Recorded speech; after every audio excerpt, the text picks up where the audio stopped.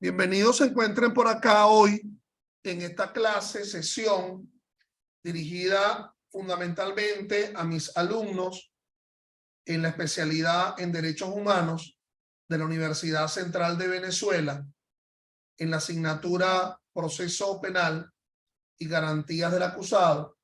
Hoy, martes 6 de junio de 2023, que les habla es el profesor Ángel Serpa Aponte, y también esta clase, además de dirigida a mis alumnos de la especialización, repito, en Derechos Humanos de la Universidad Central, está dirigida al público en general, clases estas que la pueden encontrar en mi canal YouTube, Ángel Serpa Aponte,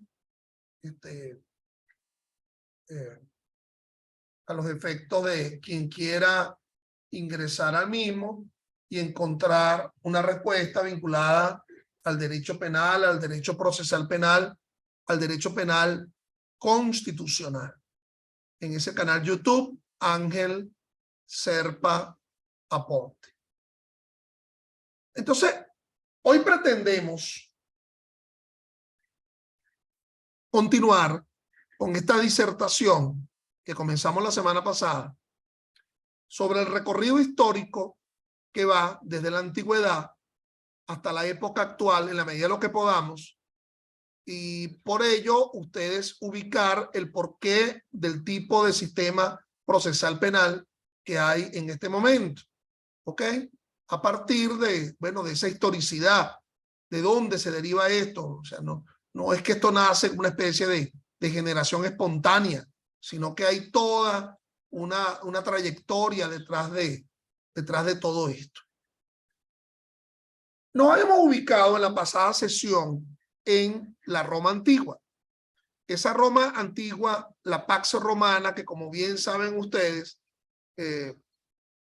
significó un punto de avance en la cultura occidental, no solamente por sus construcciones, no solamente por lo que ha surgido a partir de su conocimiento científico, inclusive político, jurídico. La estructura de la juridicidad romana, digamos, el aspecto mucho más importante, como lo había dicho yo en la pasada sesión, el llamado Corpus Juris Civilis, ¿verdad?, del emperador Justiniano, en donde lo penal, en su aspecto sustantivo y en su aspecto adjetivo, juega un papel crucial. Es decir, cualquiera que estudia derecho romano pareciera que esto lo que está lleno es de los institutos del derecho civil, que se plasman en un código civil, ese código civil repleto de instituciones sustantivas del derecho romano que se originan milenariamente.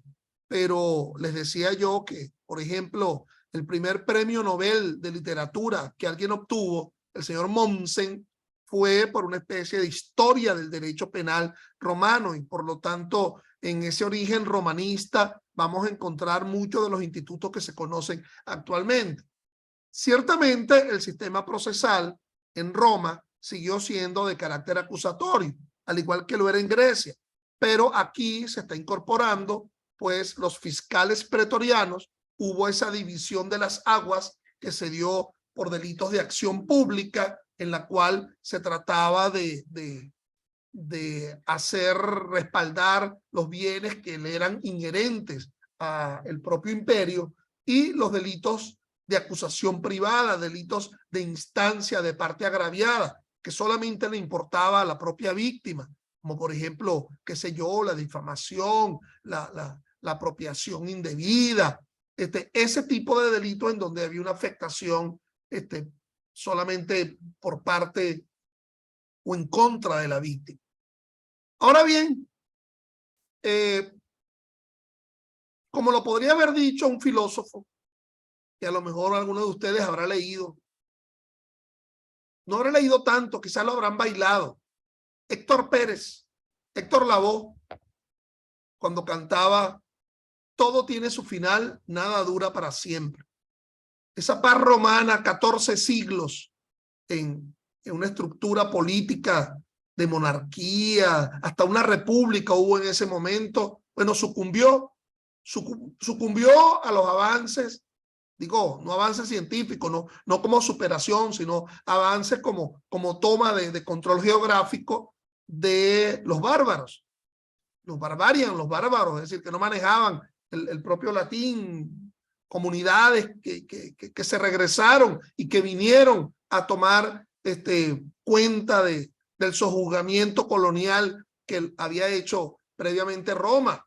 Bueno, desde el Asia, desde el Asia central, el norte de Europa, en fin, sucumbe esa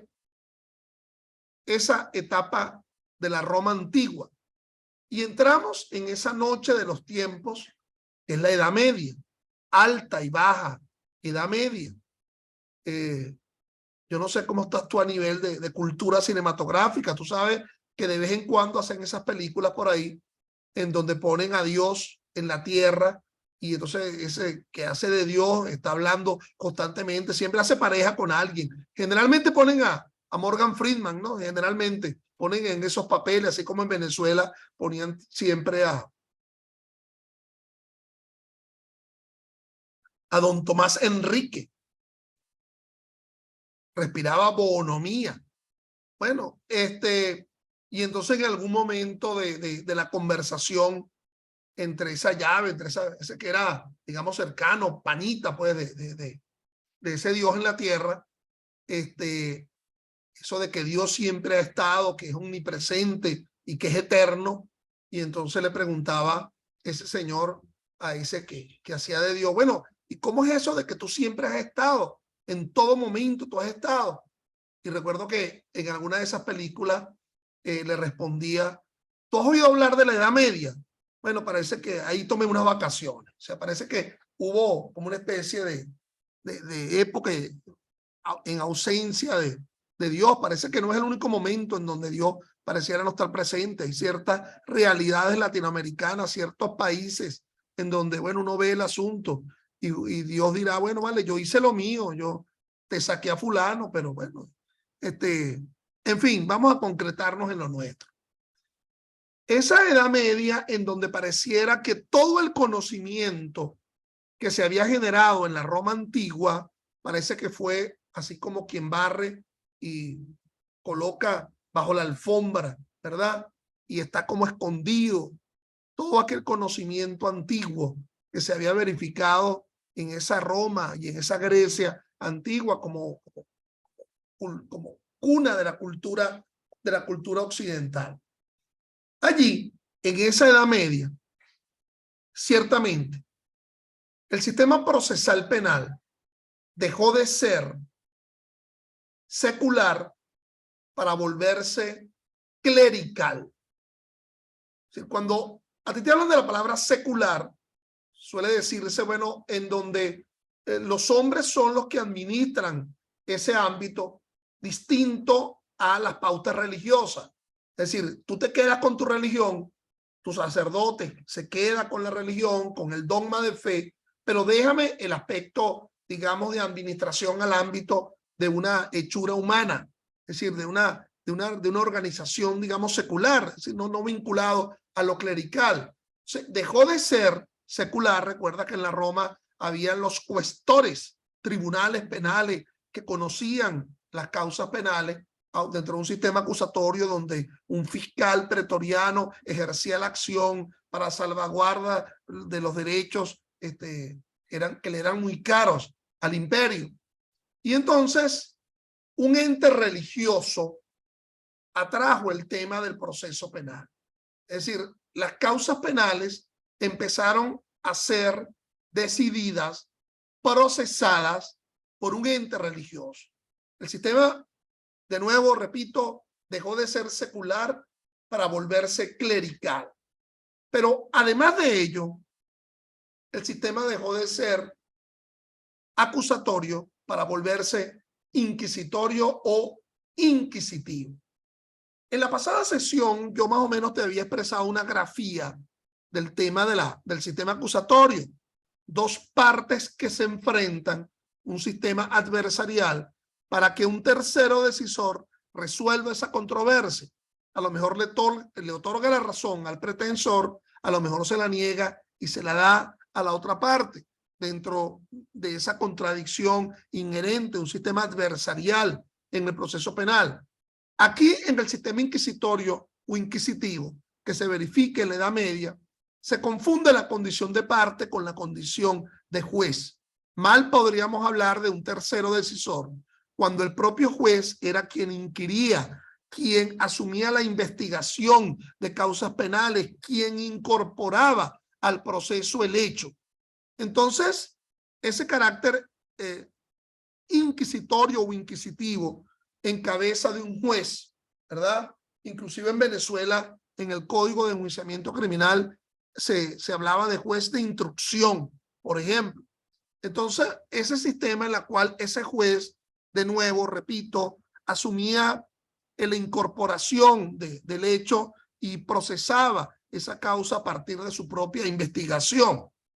Obviamente que era la iglesia quien asumía esto. Hubo un año importantísimo, siglo XIII de nuestra era, siglo XIII después de Cristo. El año 1215. En ese año 1215, casualmente ocurrieron dos acontecimientos importantes en esa Europa, en ese conocimiento del occidente que era conocido en ese entonces, y me van a disculpar que bueno, que realmente estoy siendo un tanto localista en el sentido de que solamente estoy abordando el ámbito de la cultura occidental europea, y muchos de ustedes se preguntarán, bueno, ¿y por qué no nos hablas de Indoamérica? ¿Por qué no nos hablas del África? ¿Por qué no nos hablas del Asia?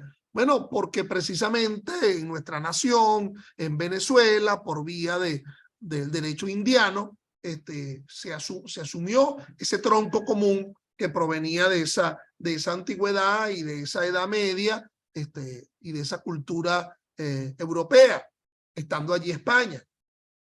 Recuerden que cada clase se divide en 2 sesiones. Ya me está alertando la plataforma que está a punto de culminar esta primera parte. Ustedes van a ingresar con las mismas coordenadas con las cuales ingresaron en esta primera parte para culminar con la clase a las 6:30, habiendo comenzado a las 5.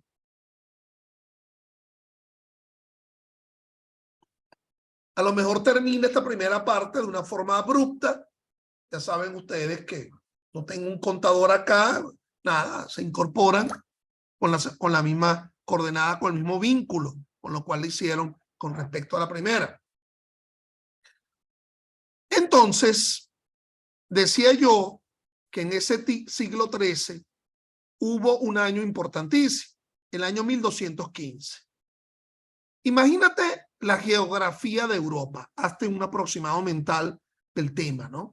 Nos encontramos con esa Europa continental, en la cual está España, Francia, Alemania, Italia, Bélgica, los países de la Europa del Este, en fin. Pero enfrente a Europa vamos a tener las Islas Británicas. Entonces, lo que ahora, digamos, es el Reino Unido. Tenemos la primera isla, Inglaterra, y al lado tenemos a Irlanda. Pero vamos a ubicarnos en el ámbito británico, ¿ok? La isla británica. Allí en el año 1215, y ya saben ustedes más o menos el resto de la historia, hubo, ahí se impuso, al igual que en el resto de la Europa, en esa época medieval, el señorío feudal, ¿okay? El sistema sociopolítico de carácter feudal, socioeconómico también de carácter feudal.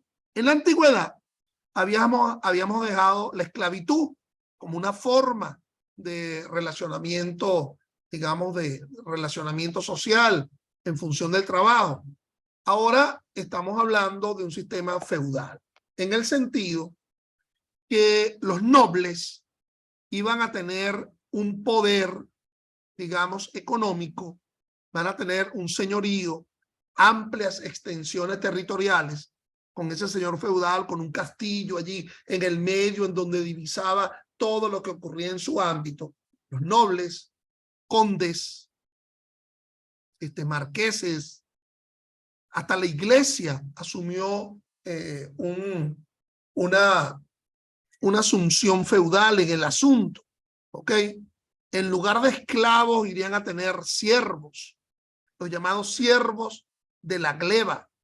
Y entonces ese señor feudal controlando ese feudo en la cual habían personas que le debían una relación de vasallazgo, ¿ok?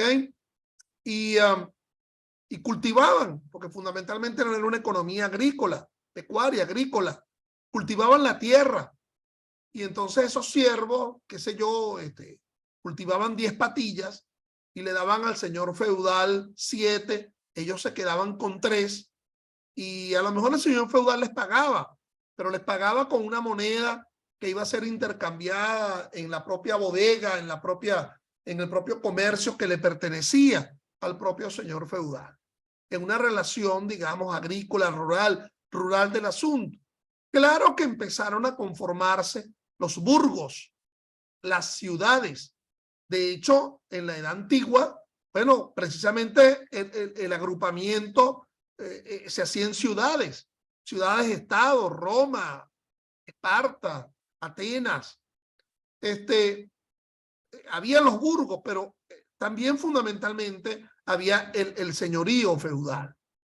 Por cierto que el poder político, esto era el poder económico, siervos que asumían una relación, digamos, de vasallaje con respecto a ese señor feudal, el estamento nobiliario.